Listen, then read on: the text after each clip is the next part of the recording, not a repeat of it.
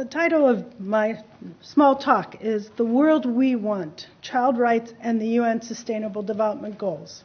Sounds like it might be a little boring or might be interesting. So what I want to tell you is I'm here to give you a little bit of the international framework that the UN has set, that the ILO has set, and a little bit of the statistics about what's happening and what we're learning now.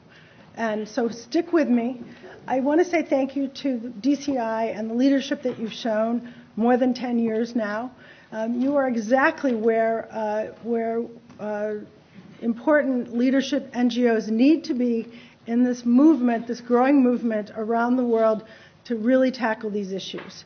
And I say that partly because your goals are not only health, education, but also income generation and engaging youth who want to have a better life, want to have jobs, and want to make a contribution, like many of you here. And that's part of what we're about at ILO. So I also want to thank you for having the ambassadors here. And that's especially meaningful to me because the way that we work as a UN organization is we work with our member countries. We have 186 member countries. And so when you see the ambassador from Bangladesh, from Sri Lanka, and from the Czech Republic coming to say, here's what we have done. We have ratified these conventions, and the two key fundamental conventions on child labor were mentioned. We are working as governments to partner to address these things. We need the governments to be our partners. They can't do it alone, but that's how serious our member countries are, and the ones that you see here. Thank you for getting engaged on this. So I think someone mentioned in 1989, the UN, so this is not ILO, but the UN Convention on the Rights of Child was adopted. It has had the fastest and most comprehensive adoption in the world of any convention. And it establishes clearly that children are not just objects of care and charity. They are human beings who have rights, and those rights, if they are fulfilled, will help them grow fully to be the contributors they need to be in the world, and we need them to be. Now, this perception of children having rights is still needs to grow in terms of how people understand that. You probably remember that last year, in 2014, the Nobel Peace Prize winners were two people. So one of them was Malala, who is committed to child education from Pakistan, and the other is a man named Kailash Satyarthi, and Kailash works in ending child labor in India in the carpet industry. It's rather well known. This is what he says about the mindset that we need to change. When we consider our biological children, we think that they are born to become doctors, engineers, and professors. The whole world is for them.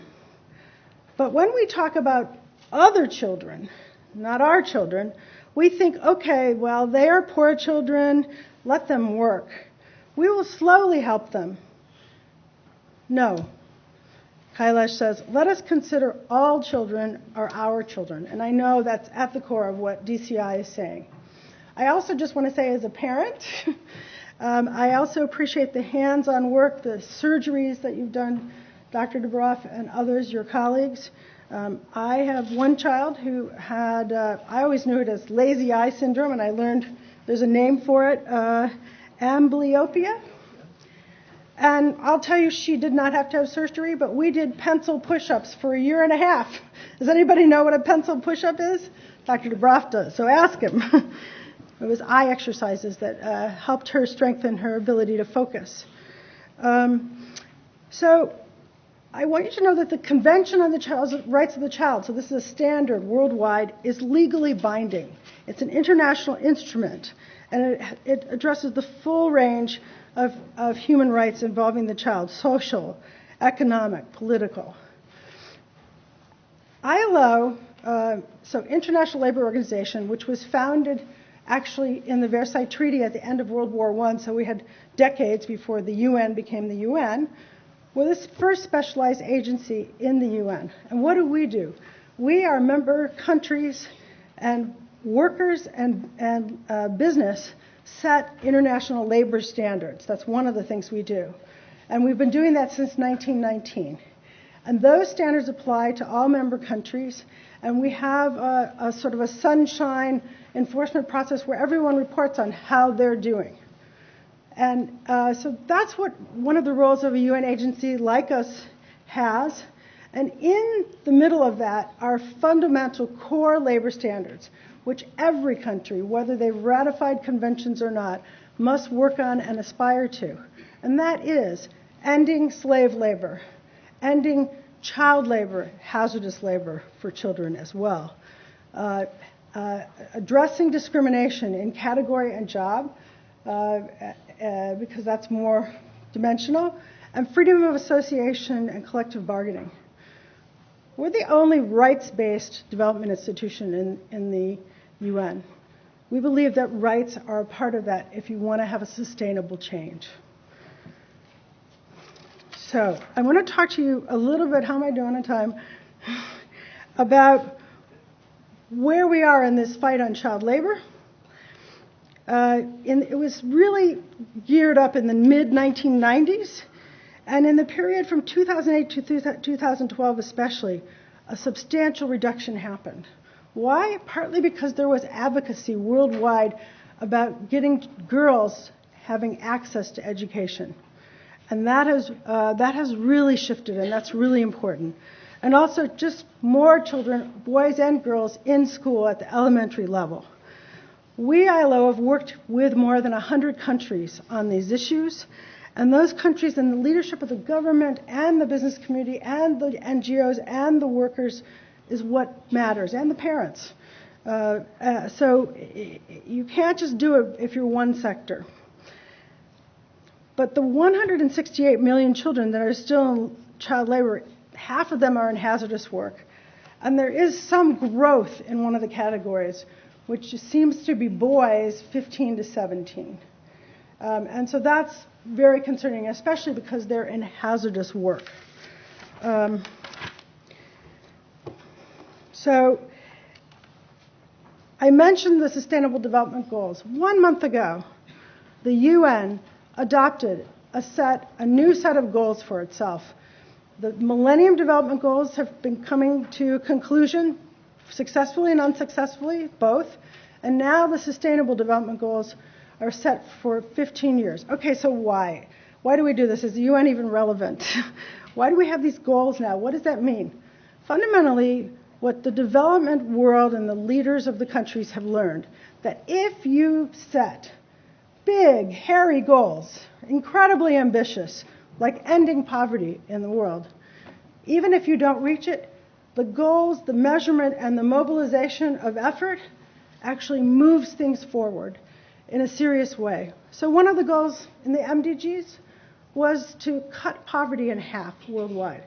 We actually have achieved that in the world. Now, it's not just because professionals are working in the field, that's part of it. It's also because how economies has been managed, and especially in Asia, the growth of jobs and the rise of people out of poverty. But we're measuring it now. There were a few things left out of the MDGs, the Millennium Development Goals. One of them was including economies and jobs and livelihoods. So now that's in the SDGs Goal 8, and that's the one we work on. Another one was climate change. They didn't really talk about climate change. That's right in the heart of many of the goals. So if you get a chance, go check out those 17 goals. There's a reason for them, and there's a mobilization going on among our member countries and the communities. In every country, this is going to be pursued. Two more paragraphs. I mentioned Goal 8. That's us. There are targets underneath the goals if you're a technical person. 8.7, with 7 target, literally of the whole UN, not just the ILO, the whole UN, says it calls for ending forced labor, modern slavery, human trafficking, and child labor, including all the worst forms. So now that's a UN-wide goal for everybody, and that's a big deal. For the last thing that I want to say, this year for World Child Day, we did a study. And it was a study on child labor in 2015, and how do we pave the way for children moving into adulthood for decent work? What's the relationship between child labor and youth employment? We know that the Great Recession, we've been working on this, has caused massive unemployment in youth in some countries, and that's a very problematic thing for the countries and for the youth. So the main findings of this study is that the twin challenges of eliminating child labor and ensuring decent work for young people is the following. If you get stuck in child labor and you're a child, the predictors are that you will have lower educational attainment. You will have, to the degree you're working later in life, your jobs will not be decent. They will be very low-level jobs, livelihoods, and your chances are very diminished. So this matters. Second, if you're in school but they leave really early, they're less likely to get stable jobs and are at greater risk of being outside of the world of work altogether. A high share of 15 to 17-year-olds in many countries are in jobs that are classified as hazardous, which is absolutely abolished. You can't be in a hazardous job as a 15 to 17-year-old. Those who are in hazardous work are most likely to have left school early before reaching the legal minimum age of employment. So things that we've known in the past are coming together in understanding youth opportunities and employment.